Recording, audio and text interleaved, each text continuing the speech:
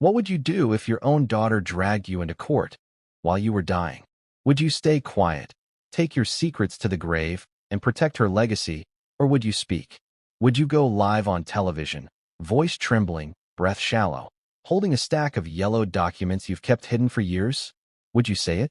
Would you say the one thing she begged you never to reveal? Not to the press, not to her husband, and especially not to the world? Thomas Markle did. And now?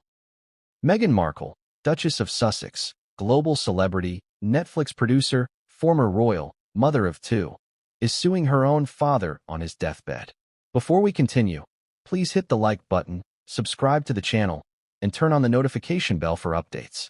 This isn't gossip. This isn't tabloid drama or Twitter speculation. This is an actual legal filing from Montecito, California. Sent just days after Thomas Markle went on live television, frail and gasping for air, and told the world that his daughter wasn't just hiding the truth. She was hiding 5 marriages. Yes, you heard that right. 5. Not 1, not 2, but 5 alleged husbands. And only one of them, as the world knows, is Prince Harry. But according to Thomas, and the evidence he claims to have, Harry wasn't the first. He may not even be the 5th. And that chilling broadcast, barely a whisper above the oxygen machine, has now triggered one of the most shocking legal battles in recent celebrity memory. Think about this. A father, publicly dying, exposes his daughter. A daughter, publicly famous, silences him with a lawsuit. But why? Why now? Why sue your own father in the final months of his life? Unless what he said was dangerous. Unless it was true. Unless it could unravel the very image she spent years and millions constructing. And the truth? It was just beginning to unravel. Because as soon as Thomas Markle dropped those names on live TV, internet detectives kicked into overdrive. Within hours, obscure public records, old blog posts, deleted Facebook profiles, and Reddit deep dives started surfacing. Someone had receipts. And that someone wasn't Meghan. It was the world. And what the world started piecing together painted a picture far darker and far more complicated than anyone in the palace, the press, or even the Netflix boardroom was ready for. You've heard of Trevor Engelson, her first husband, the producer she left by mailing her ring. You've seen the headlines, the royal wedding, the exit from the firm, the Spotify deal, the Netflix docuseries, the children, the charity campaigns. But what you haven't seen are the men who came before, the ones Meghan allegedly married when no one was looking. The marriages that may have happened far from the cameras, in quickie ceremonies, under other names, in places where fame couldn't follow. And according to Thomas, some of those marriages weren't just real, they were covered up. Deliberately, systematically, and expensively. So let's ask the question the world is now whispering. Was Meghan Markle even legally single when she married Prince Harry? And if not, then what? What happens to the titles? To the children's status? To the very validity of a royal wedding watched by 1.9 billion people? Now, before we dive headfirst into these claims, let's be clear. We are not here to pass judgment.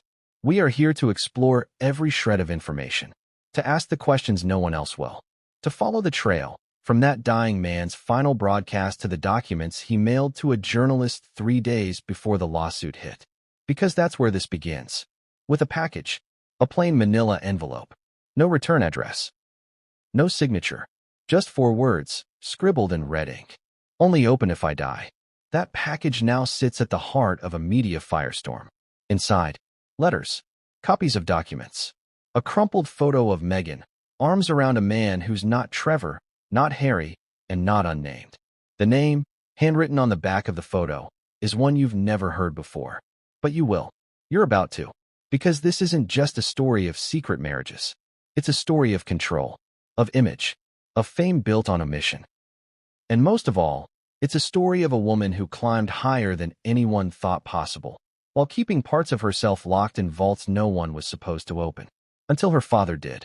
And now, even as he fades from public view, too ill for more interviews, too fragile for another courtroom appearance, the fire he lit is still burning. So the question becomes, what was she really hiding? And how far will she go to silence the truth? But there's more. Because in that final interview, the one Meghan's legal team is desperate to erase from the internet, Thomas didn't just mention one mystery man. He mentioned multiple. He said, clearly, There were more marriages than people know. I was there for the first. I helped bury the second. And the third? I begged her not to do it. That sentence alone sent shockwaves through Buckingham Palace, Montecito, and even down to Hollywood. Because if those claims are true, then someone, maybe multiple people, knew. A royal aide? A publicist? A lawyer? Someone may have helped cover it all up. And if so, how far does this deception go? Let's not forget the timing here either. Just weeks before the live TV appearance, Meghan had quietly launched a new lifestyle brand. There were whispers of a political ambition blooming again, quiet meetings with strategists, test-run interviews, mentions of public service in her new pitch deck. Then boom, the live interview, the lawsuit, the narrative shattered. And just like that, the public saw not a rising star, but a woman suing her dying father. For many, that was the final straw, the ultimate contradiction. The humanitarian who preaches about compassion, suing her own flesh and blood for speaking his truth? Or is this a case of a manipulative father using his final breath to smear the daughter who cut him off? That's the other side, isn't it? Because Meghan's defenders say Thomas was never innocent, that he's been selling her out for years, that he's been a puppet for the tabloids, that the TV interview was just one last performance, one final betrayal in a lifetime of attention-hungry stunts. But if that's true, if he's just lying, then why sue? Why not ignore him? Why not let the world roll its eyes and move on? Instead, Meghan's team did the one thing that guaranteed this story would explode. They made it legal. They made it public. And now, the truth is unraveling. Every court filing is another clue. Every archived post another breadcrumb. And every name Thomas uttered, every man who might have once stood beside Meghan Markle and said, "I do," is now a question mark. So we're going to investigate every single one at a time. We're going to uncover the hidden marriages. We're going to follow the money. We're going to find out who knew, who helped cover it up, and who's finally ready to speak. Because the men she left behind, some of them aren't staying silent anymore. And the next voice you'll hear is from the man Thomas Markle named first. A man Meghan hoped the world would never find. But he's coming forward now. And what he says changes everything. Because for Meghan Markle, the real story may have only just begun. What drives a father to expose his daughter in front of the entire world, just days before his final breath? Was it revenge, redemption, or something far more complicated? That question hung in the air the moment Thomas Markle appeared on live TV, sitting upright in a recliner, oxygen tube slung under his nose, hand trembling as he held a folder of crumpled documents. The world had seen him before, on the covers of tabloids, in grainy paparazzi photos, in awkward interviews where his words were often twisted, spun, or taken out of context. But this time was different. This time, he looked like a man who didn't care about image, backlash, or consequence. He looked like a man on a mission to unburden himself, a mission to finally say what had been gnawing at his soul for years. And right out of the gate, he didn't hold back. "I know what I'm doing," he said, voice cracked from age and illness. "And I know what it will cost me." That was the first sentence. The second, "There's more than one husband, and not just Trevor." The silence that followed was deafening. The studio host, who clearly thought this was going to be a tame segment about regret and fatherly distance, blinked, mouth slightly open, unsure whether to intervene or let him keep going. But Thomas didn't wait. He opened the folder in his lap, revealing printouts, handwritten notes, even what appeared to be a faded marriage license, names redacted, but not fully. And then he dropped the name, the first name, the man no one had ever heard of, a nightclub owner in Baja, California, known to locals as Rico. Real name, Ricardo Garcia. And Thomas claimed, on live broadcast, that Meghan had married him when she was barely 21. No photos of a wedding, no Instagram posts, no press coverage, just a private beach ceremony, a local officiant, and a promise between two people that the world would never hear about it. Until now. The host interrupted, clearly rattled. "Mr. Markle, are you suggesting Meghan was married before Trevor Engelson? Is there evidence of this?" Thomas nodded slowly. "I was there. I drove her down. I waited in the car. I begged her not to go through with it." Imagine that. A father driving his daughter across the border, not to elope, but to hide something, to erase a paper trail, to help cover it up. But why? Why would he do that, and then reveal it now, decades later. That's where this story becomes more than just a tabloid scandal. Because what Thomas described wasn't just an impulsive fling. It was, in his words, the first time I saw her change. He said she was in love. Desperately. Dangerously. That Rico was not a good man. But that Meghan was convinced he could help her. Help her get into Hollywood circles. Help her meet people. Help her escape the life she felt trapped in. I didn't raise a princess, he said softly. But she wanted to be one so badly. The room went quiet again. Because that line, that yearning for royalty, suddenly reframed the entire arc of her life. What if this wasn't the first time Meghan used marriage as a ladder? What if Rico was rung number one? And what if Trevor, Harry, and everyone in between were part of a long game? An image-building operation that began long before the palace ever knew her name? Is that what Thomas was trying to say? Or was he just a bitter father lashing out in his final hours? Here's where it gets complicated. Because immediately after the interview aired, a team of researchers and journalists began digging into this so-called Rico. And what they found wasn't nothing. There were whispers on expat forums. Mentions of a pretty black girl from LA who used to visit a now-closed club in Tijuana called El Jaguar Azul. A grainy photo on a forgotten blog post. A staff member who claimed she once introduced herself as Meg Garcia. And even an old forum thread. Buried in the archives of a wedding planning site, where someone described a pop-up wedding in Baja in the early 2000s, using a fake name for the guest book. The thread was later deleted, but not before screenshots surfaced. Were these coincidences, internet fabrications, or remnants of a past that was never meant to be found? Thomas insisted it was all real.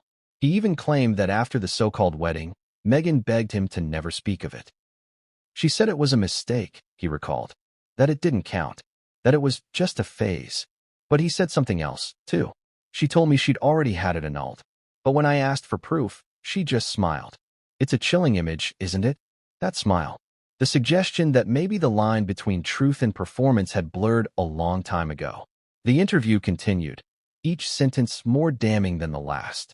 Thomas mentioned a second man, a Canadian actor. Unnamed, but briefly involved during her early filming days. He didn't call it a marriage. Not outright. But he said something cryptic. She told me once, I married him for the paperwork. He knew. Paperwork? Could that mean immigration status? Insurance? Union eligibility? Again, no evidence was shown. But as Thomas continued to speak, something became clear. He wasn't dropping these bombs for fame. His voice didn't have malice. It had sadness, regret, maybe even guilt. I kept her secrets, he whispered. For years. I wanted to believe she'd outgrow the need for them. And then came the line that exploded across social media within minutes. But when she married Harry, I realized she'd never stop. That was the moment. The turning point. Because until then, his words could have been dismissed as a confused old man reminiscing too deeply. But that line, it suggested calculation. Strategy. A woman who used marriage not for love, but for leverage. And what came next would only raise the stakes. Because right as the host tried to pivot the interview, to steer away from the explosive claims, Thomas held up a photo. Blurry, faded, torn at the corner. But it showed Meghan, younger, smiling, in a white dress, standing next to a man no one could identify. Thomas didn't say his name. He just said, she called him her reset button. And I think he was husband number 3. That was the final bomb. Moments later, the segment ended.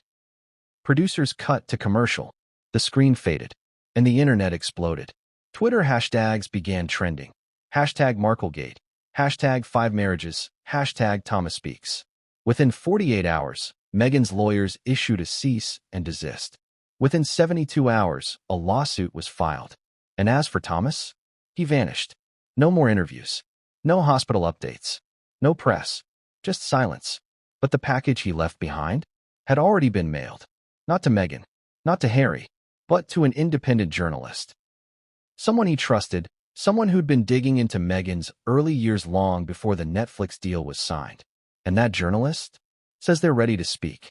Because inside that package was something no one expected. A name, a signature, and what appears to be a certificate. But what came next would change everything, and no one saw it coming. Have you ever heard of someone rewriting their past, not just erasing old memories, but legally erasing relationships?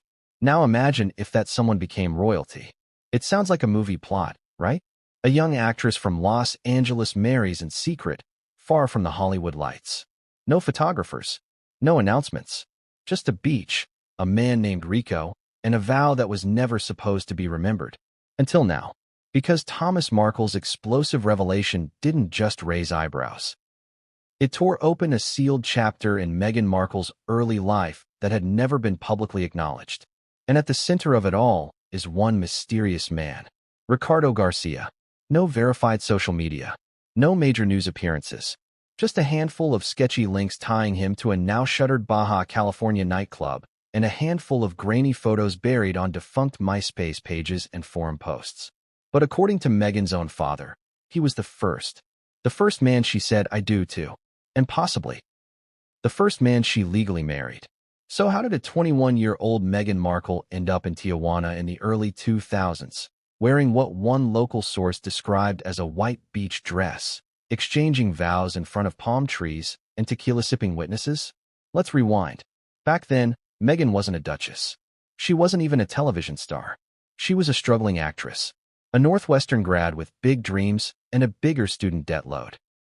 Between auditions for detergent commercials and one-liner parts on cable procedurals, she was hustling, waitressing, calligraphy gigs, and networking at any event that would let her in. And then she met Rico, described by those who knew him as charismatic, connected, and dangerous. Rico ran a popular beachside club on the Baja coast. He wasn't rich, but he had clout. The kind of clout that could get you backstage, into private parties, into casting director circles. To a young woman navigating Hollywood's ruthless hierarchy, that meant everything. According to former staff at El Jaguar Azul, the now-defunct club where Rico worked, Meghan began showing up regularly in 2001. She stood out, one bartender recalled. Beautiful, polite, but definitely not here for vacation. She was with Rico most of the time. And by 2002, rumors began swirling that the two had tied the knot, quietly, quickly, and under the radar. No big wedding, no press. Just a dusty courthouse near Ensenada, a local officiant, and two witnesses whose identities remain unknown.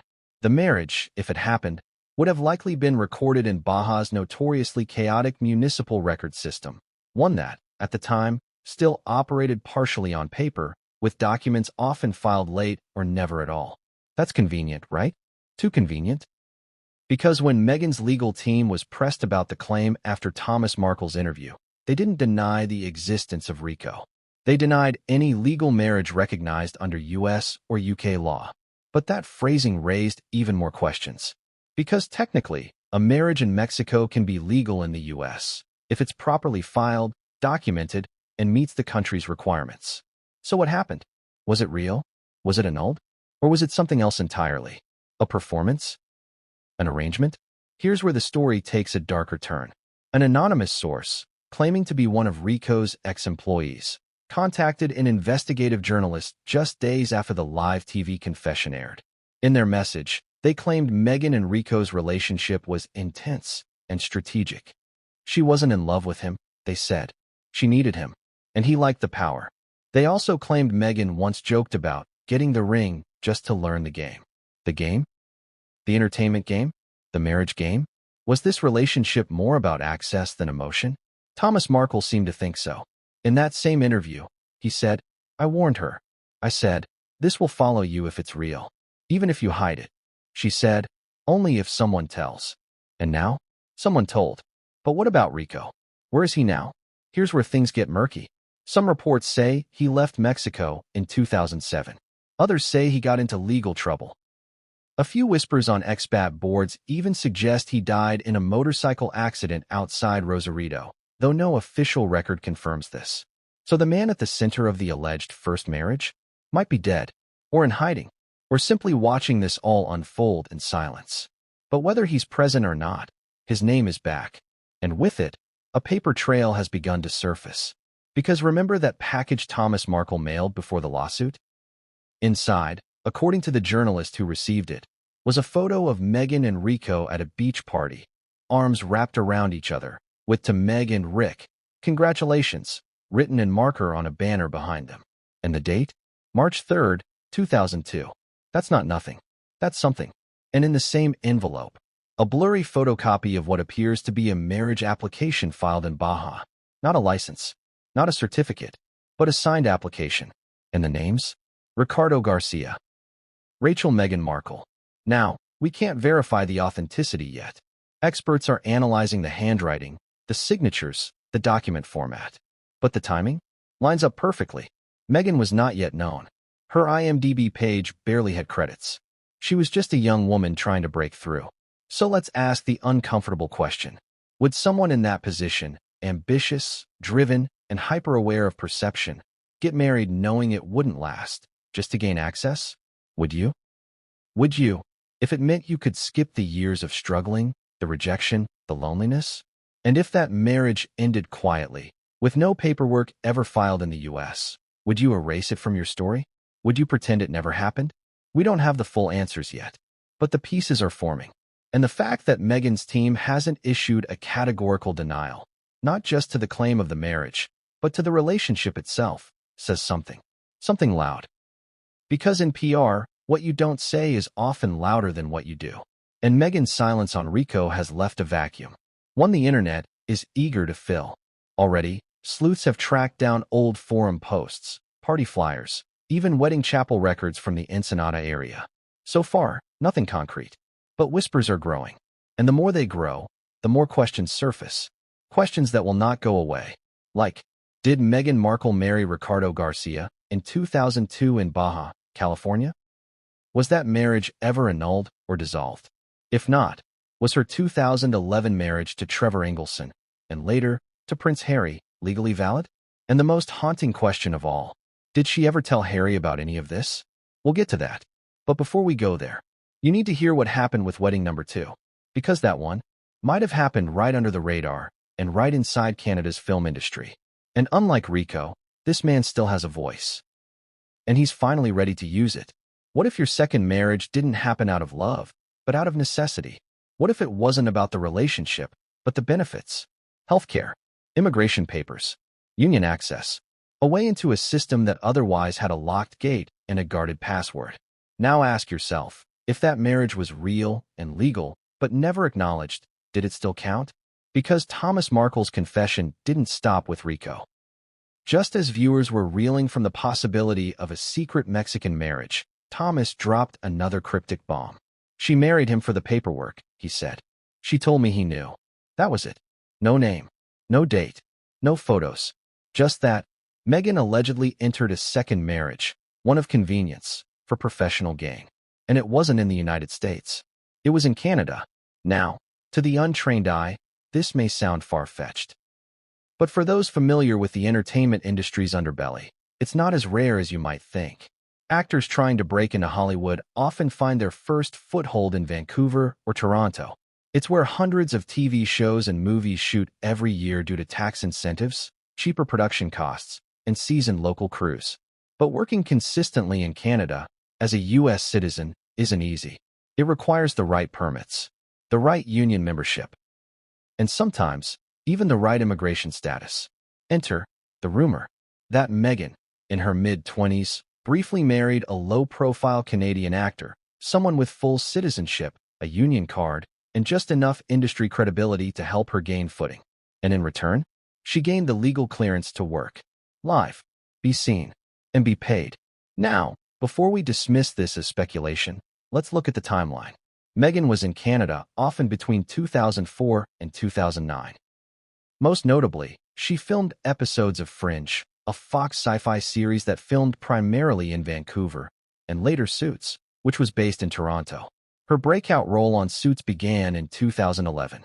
But years before that, she was quietly hustling in the Canadian circuit. According to casting assistants who spoke anonymously with an independent blogger in 2021, Meghan was surprisingly connected for someone with so few credits at the time. She had friends in all the right places, one said. She always had someone vouching for her. But who? And why? That's where the name Nathan Leclerc first appeared. An unremarkable Canadian actor with minor roles in B-list horror films and Canadian soap operas. No verified social media. A dead IMDb page. but a name that came up 3 times in 3 different online rabbit holes: Reddit threads, forgotten film crew forums, and, most notably, a leaked email chain from a small production company operating in Toronto in 2006. In that email, someone referenced Meghan Markle and Nathan Leclerc as a couple who needed dual billing for SAG-AFTRA and ACTRA alignment. For context, SAG-AFTRA is the U.S. Actors Union. ACTRA is Canada's. Dual billing often refers to couples in a shared household, eligible for health benefits or union representation under specific clauses, often related to marriage or long-term domestic partnership. Now let's be clear, this doesn't confirm a marriage, but it raises a red flag, especially when paired with the testimony of a former production assistant who worked on a Canadian set show where Meghan guest starred. She always said Nathan was her creative partner, the assistant recalled. But once, when the crew threw a wrap party, someone made a toast and called them Mr. and Mrs. Leclerc. Everyone laughed. She didn't. So what do we know about this Nathan? Not much. Public records suggest he lived in Vancouver between 2002 and 2008. Then, nothing. His trail goes cold. No interviews. No sightings. No online activity. It's like he disappeared. Or, like someone paid for the silence. Sound crazy? Let's rewind again. Back to Thomas Markle's cryptic line. She told me he knew. That he knew the marriage was transactional. That he was in on it. Now, marriages of convenience, even in Hollywood, aren't always illegal. But they're complicated. And when fame comes later, they become liabilities. Because if Meghan and Nathan did marry, even temporarily, it means she technically had 2 legal marriages before Trevor Engelson. And Trevor was the one the world thought was the first. So what happens if a former spouse comes forward? What if they never formally dissolve the union? What if there's a legal loophole buried in Canadian bureaucracy that renders everything after it invalid? These aren't hypotheticals anymore. Because just weeks after Thomas's televised confession, an anonymous source, believed to be from British Columbia, submitted a sealed affidavit to a legal watchdog group based in California. Inside, a notarized letter, dated 2010, signed by NL, stating the following: I hereby affirm that our union was one of convenience, mutually agreed upon and legally filed in British Columbia for the purposes of residency and work-related access. The dissolution was never challenged. That phrase, never challenged, is important.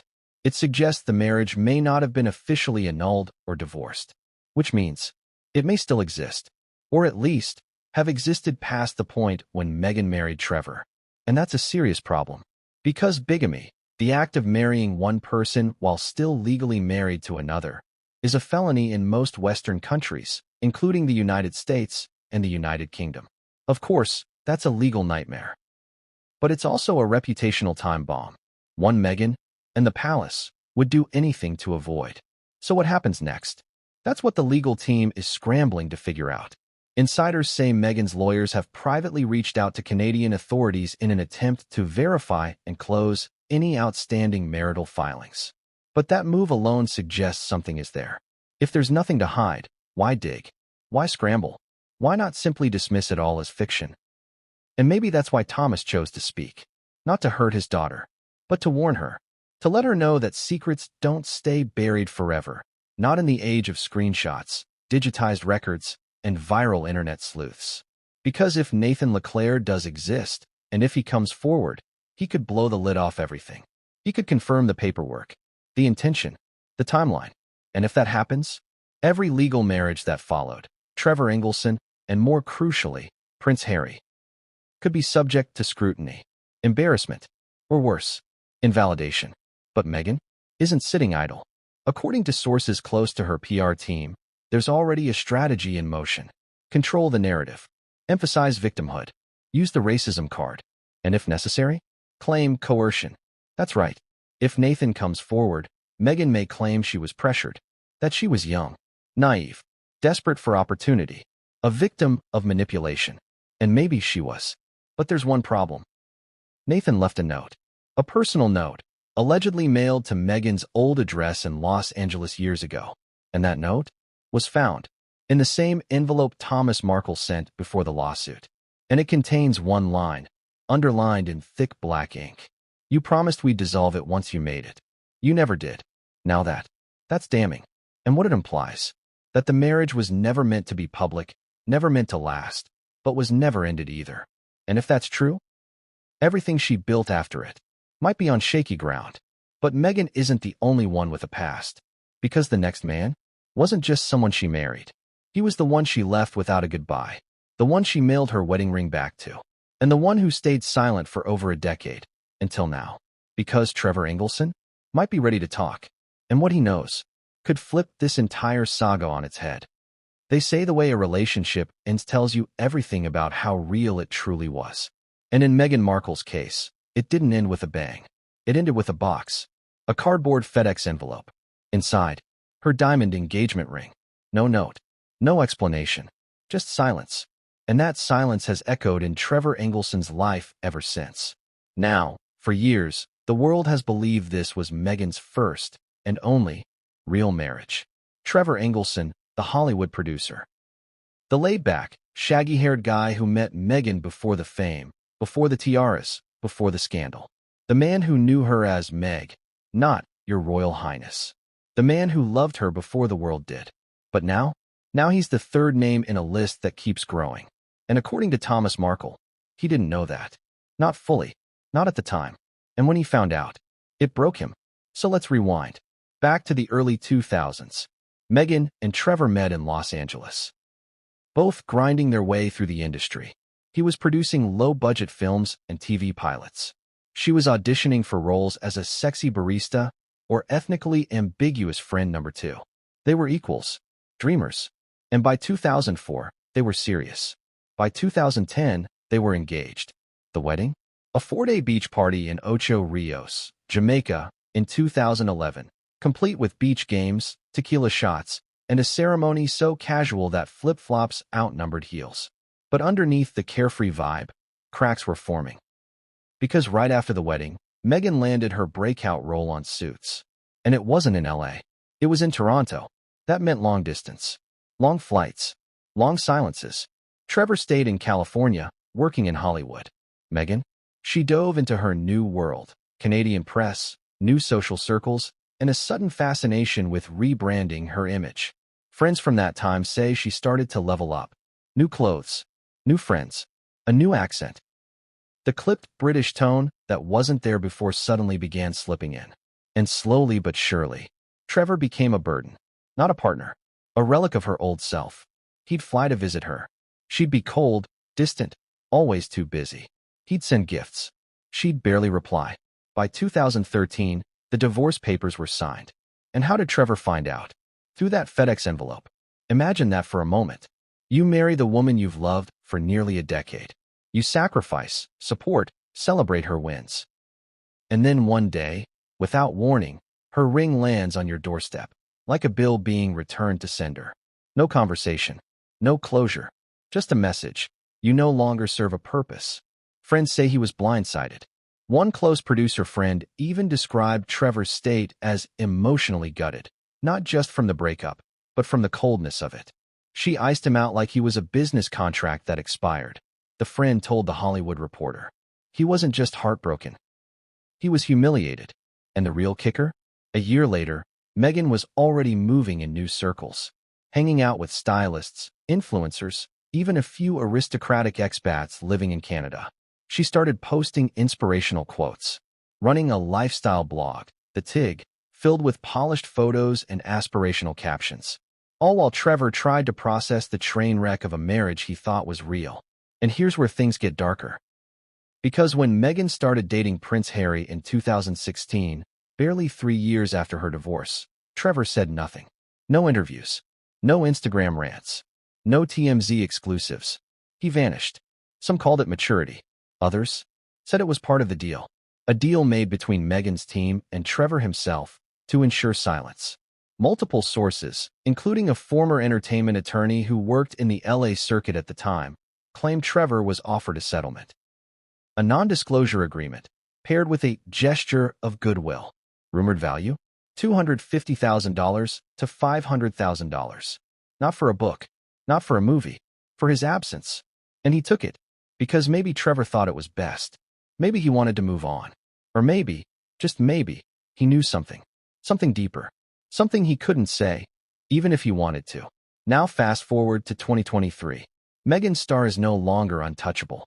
The Spotify deal has collapsed. Netflix is trimming the fat. The palace has distanced itself. William won't speak to her. Kate's ghosting Harry. King Charles allegedly removed their HRH styling in official documentation. And then, Thomas Markle speaks. Suddenly, Meghan's past is no longer curated. It's exposed. And for the first time in a decade, Trevor gets a phone call. A journalist, one with connections to the Rico story, reaches out.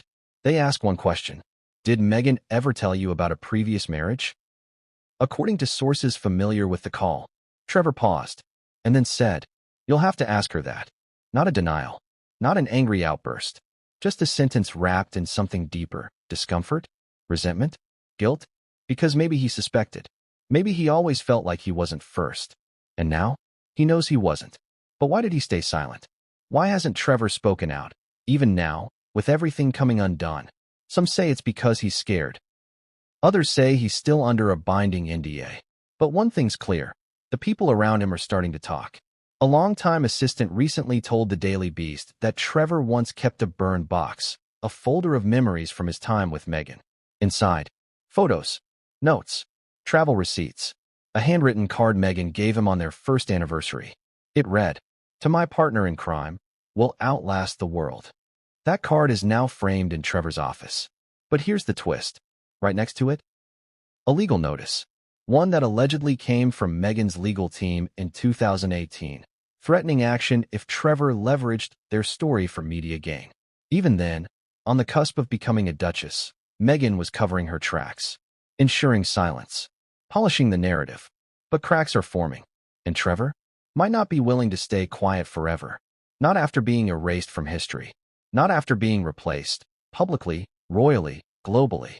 Because behind that toothy grin and Duchess smile, Meghan may have underestimated one thing. The people she left behind. The ones she walked over. Abandoned. Ghosted. Silenced. But ghosts don't stay buried forever. And Trevor isn't the only one returning. Because the next name isn't even a Hollywood connection. It's a name pulled from a night that was supposed to be forgotten. A Vegas wedding no one was supposed to remember. But the man who stood beside her in that chapel, he remembers. And he still has the guest book. What happens in Vegas stays in Vegas. Until someone opens the guest book. That was the rule. The code of silence beneath the flashing neon lights, the Elvis impersonators, and the $99 walk-in weddings that start and end faster than a blackjack hand. But Meghan Markle may have forgotten that even Vegas keeps records. And someone kept everything. Let's take you back. Not to Buckingham Palace. Not to Toronto. But to the throbbing heart of the Las Vegas Strip, the year 2005. Meghan was 24.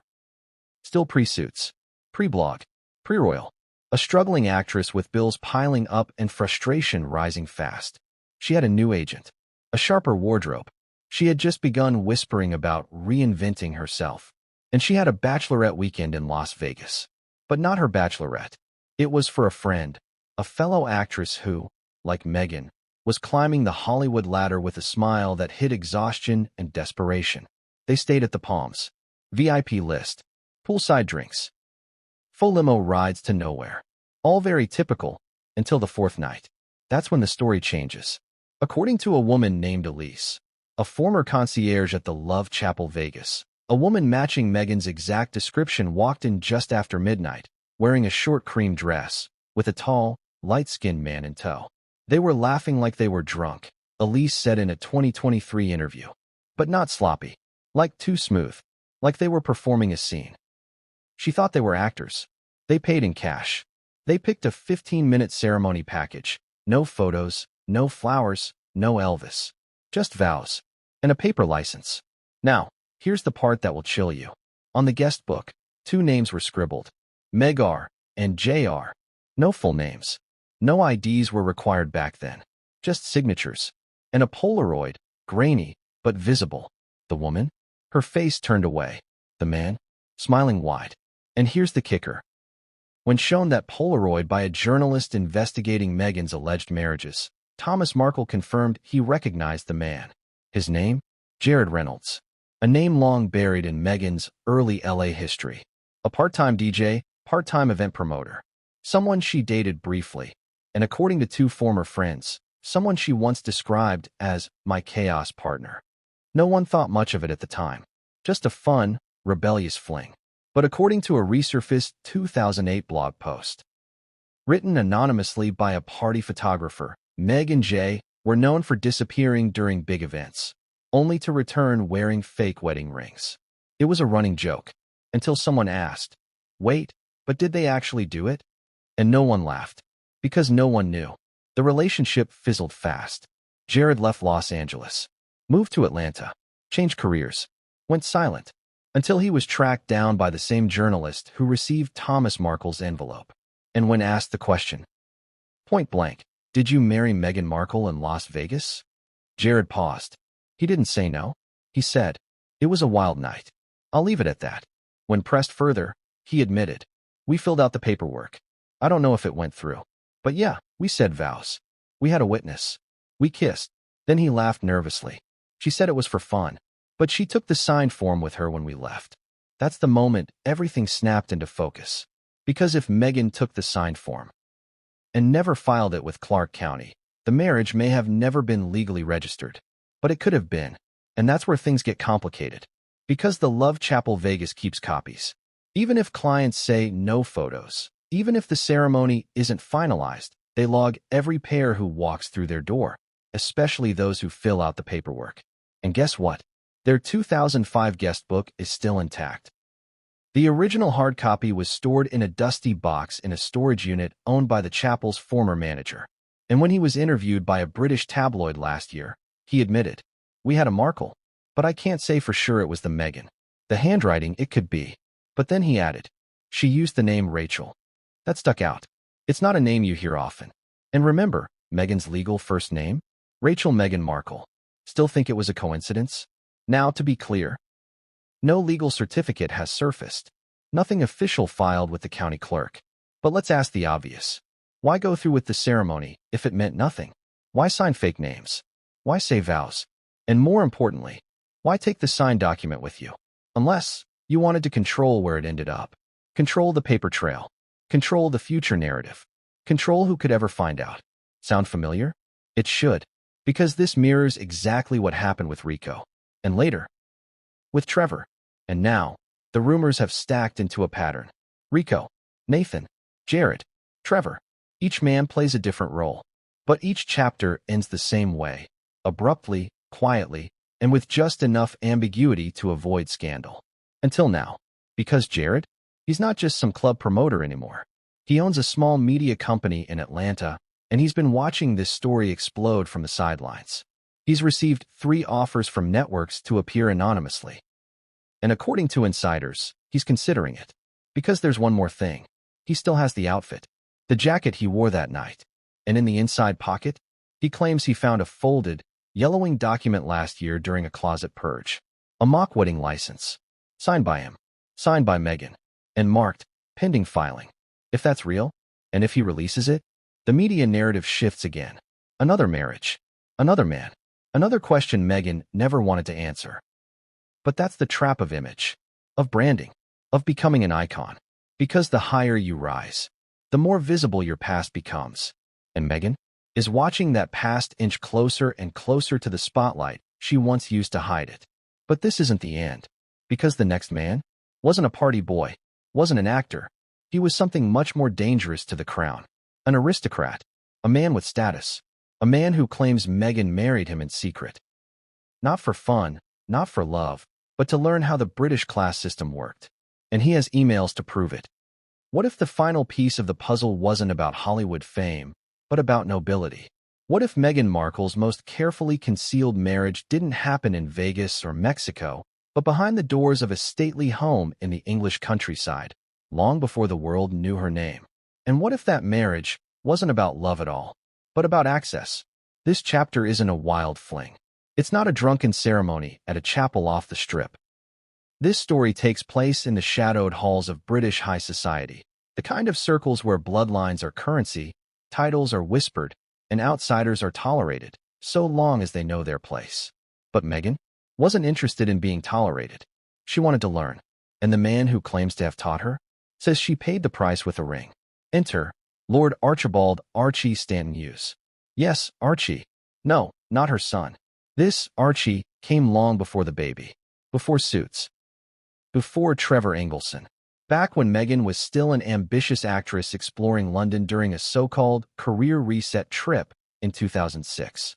That year, according to her own interviews, Meghan visited the UK for what she called a few weeks of theater workshops, gallery visits, and pub nights.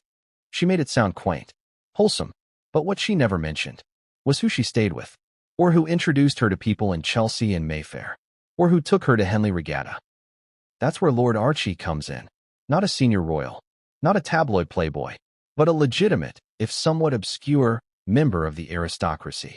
An Eton-educated, polo-playing, old-money heir with a now-closed vineyard business and a family estate in Oxfordshire. And, more importantly, someone who briefly vanished from public life around the same time Meghan returned to Los Angeles. Coincidence? He says no. In an anonymous letter sent to a journalist investigating Meghan's alleged marriage history, Lord Archie, verified through voice recordings and handwriting samples, claims the following. We married in private. Not for love.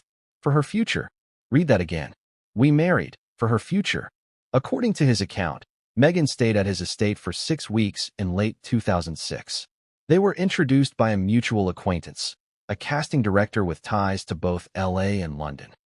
At first, it was harmless, flirtatious, theatrical, even. Meghan was fascinated by titles, traditions, who curtsied to whom. She reportedly asked him questions like, how do you get invited to royal banquets? What's the difference between a baron and a viscount? How does one become a duchess, if not by birth? Harmless curiosity? Maybe. But one weekend, during a family gathering, something changed. Lord Archie claims Meghan overheard a conversation about inheritance, peerage transitions, and aristocratic protections for spouses. And 2 days later, while sipping Earl Grey and flipping through Dubrett's peerage, she made a proposal. A mock marriage. A legally recognized civil union. No public announcement. No press. No cohabitation required. Just paperwork. To learn the system from the inside. To navigate the layers of privilege most Americans couldn't dream of. He says he laughed at first. Then she offered him money. Not much, just enough to sweeten the arrangement. But he refused. Not because he was insulted, but because he was intrigued. And so, one gray December morning, they drove to a private registrar in Kent. Small office. No fanfare. They signed the documents. And with 2 employees acting as witnesses, the papers were filed. No ceremony. No champagne. Just strategy. He kept a copy. She took the original. And then, she left. No goodbye party.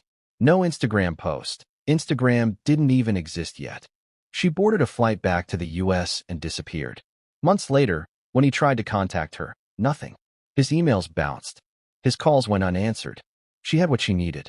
And he, according to the letter, was reduced to a footnote in a masterclass of social ambition.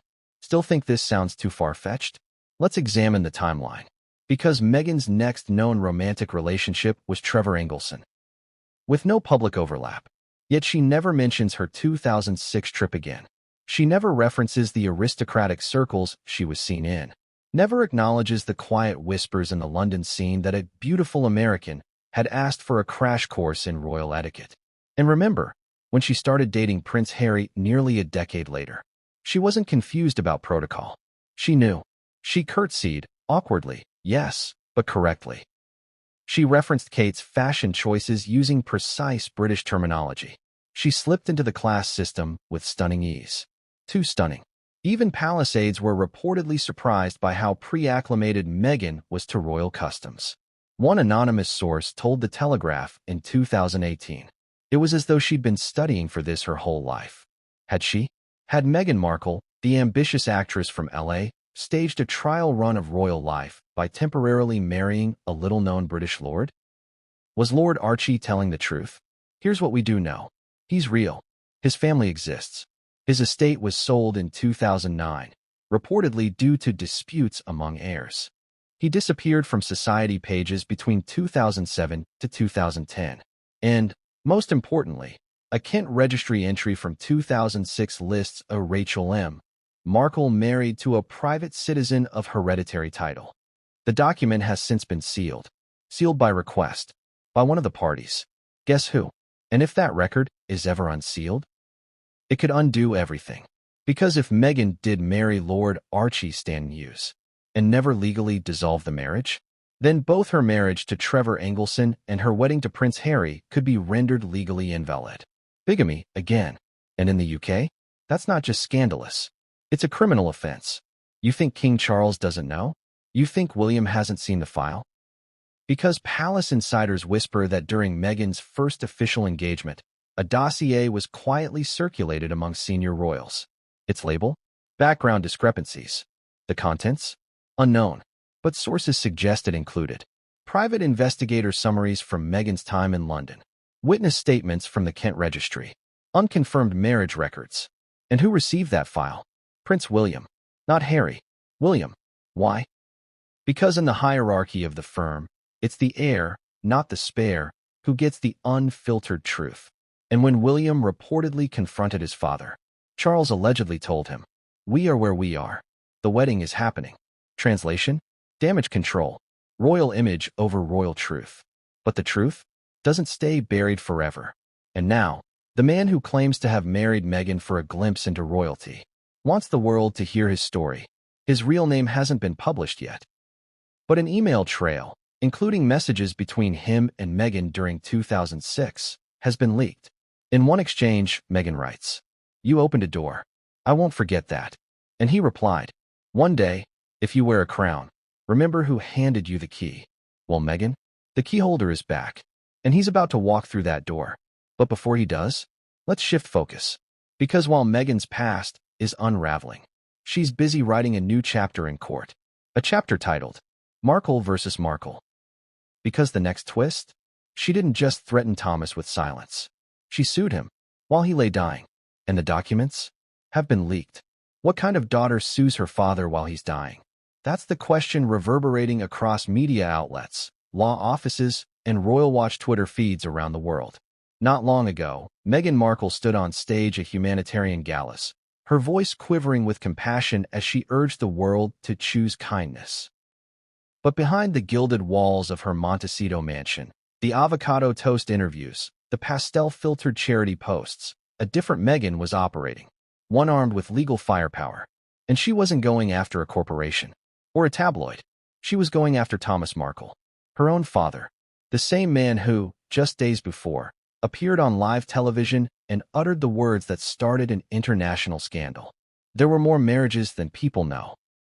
The same man who, according to those closest to him, now breathes through an oxygen tank, his memory fading, his body weak. And yet, he was slapped with a legal complaint, filed directly from Montecito, stamped, signed, delivered. The timing? Impeccable, if you're looking to stop a story before it grows teeth. The lawsuit was filed 72 hours after Thomas's interview aired. Some say it was panic. Others say it was calculated brilliance. But here's what we know. The legal team behind Meghan's suit didn't pull punches. Count I, defamation. Count 2, invasion of privacy. Count 3, intentional infliction of emotional distress. The language was scathing. It claimed Thomas Markle had embarked on a public campaign to tarnish the plaintiff's reputation through knowingly false statements. It alleged malicious dissemination of personal history, and most chilling of all, it demanded a temporary restraining order to prevent him from making further public commentary about the plaintiff's marital history. Let that sink in. Meghan didn't just sue. She tried to legally silence her father, in court, with an injunction that, if granted, would prohibit him from ever speaking her name in a public setting again. In essence, erasure. A judicial muzzle on a dying man. But it didn't stop there. The filing also named several John Does. What does that mean? It means Meghan and her lawyers were preparing to sue more people, unidentified individuals who might come forward with information about her past marriages. It was a preemptive strike. A message. If you speak, we will sue. And guess what?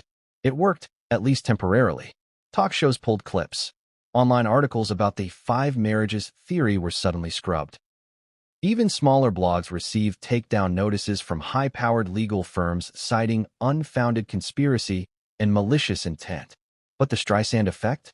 It doesn't care about cease and desists. The moment that lawsuit hit public record, the moment word leaked that Meghan had legally gone after her own father, the public turned. People began asking, why silence a man if what he's saying is a lie? Why not just discredit him publicly? Why pursue legal action? Unless there's something to hide. And Meghan's PR team kicked into overdrive. Suddenly, a stream of sympathetic stories began appearing in familiar outlets. Sources close to Meghan say she's heartbroken to take legal action. Meghan did not want this, but was left with no choice. The Duchess fears for her children's privacy amid dangerous lies. It was the classic pivot from aggressor to victim, from litigator to wounded daughter. But behind the scenes, legal experts were baffled. Because while suing the media makes sense, suing your own father? That's nuclear. Especially when his final months are ticking away. Especially when he's shown documents. Which brings us to the leaked Exhibit B. Because yes, part of the lawsuit was leaked. Specifically, a portion of the filing that references documentary evidence held by the defendant that may require destruction. Let's translate that. Meghan's lawyers asked the court to order Thomas to destroy any personal documents relating to her past, specifically, any relating to marital contracts, correspondence, or unpublished legal agreements. That includes letters, photos, certificates, handwritten notes, even emails. One legal analyst described it as a chilling attempt to rewrite history, and the court denied the destruction request for now. But the move sparked outrage. Because if Thomas really did have proof, even partial, that Meghan was married more than twice, this lawsuit wasn't about justice. It was about cover-up. And that's not just opinion. Because in a surprise twist, a senior aide formerly attached to Meghan and Harry during their early post-royal days in California anonymously submitted a deposition. In it, the aide claimed Meghan explicitly instructed staff to filter all media requests by the phrase, "Avoid all marital history that predates Trevor." Let that sink in. A direct command to erase everything before 2011. Even harmless mentions. Even vague references. Why? Why curate history so tightly? Why fear the past if it holds no power? Unless, deep down, Meghan knew there were legal cracks. That somewhere, in the filing cabinets of Baja California, in the registrar office in Kent, in the storage box of a Vegas chapel, in the email inbox of a minor Canadian actor, there were receipts. And now, the legal war has begun. Thomas Markle has not responded publicly, but sources close to him say he's drafting a countersuit. His case? Wrongful prosecution, emotional retaliation, and the unlawful attempt to erase truth through weaponized litigation. He may not have time to see it through, but he's not backing down. And remember that envelope? The one marked "Only open if I die." It was never filed in court, never referenced in Meghan's lawsuit. Because if they mention it, they admit it exists. And if it exists, then everything changes. Because in that envelope, there's more than just names. There's a full timeline, a list of aliases, handwritten notes, and a photocopy of something no one expected, a marriage certificate from Canada. Signed, stamped, unfiled, but real. We'll get to that soon. But first, the tide is shifting. Because Meghan's siblings? They're entering the ring. And Samantha says she has the photo from the first wedding. Have you ever heard of someone rewriting their past? Not just erasing old memories, but legally erasing relationships? Now imagine if that someone became royalty. It sounds like a movie plot, right? A young actress from Los Angeles marries in secret, far from the Hollywood lights. No photographers, no announcements, just a beach, a man named Rico, and a vow that was never supposed to be remembered. Until now. Because Thomas Markle's explosive revelation didn't just raise eyebrows. It tore open a sealed chapter in Meghan Markle's early life that had never been publicly acknowledged. And at the center of it all is one mysterious man, Ricardo Garcia. No verified social media, no major news appearances, just a handful of sketchy links tying him to a now-shuttered Baja California nightclub, and a handful of grainy photos buried on defunct MySpace pages and forum posts. But according to Meghan's own father, he was the first man she said "I do" to, and possibly the first man she legally married. So how did a 21-year-old Meghan Markle end up in Tijuana in the early 2000s, wearing what one local source described as a white beach dress, exchanging vows in front of palm trees and tequila-sipping witnesses? Let's rewind. Back then, Meghan wasn't a duchess. She wasn't even a television star. She was a struggling actress.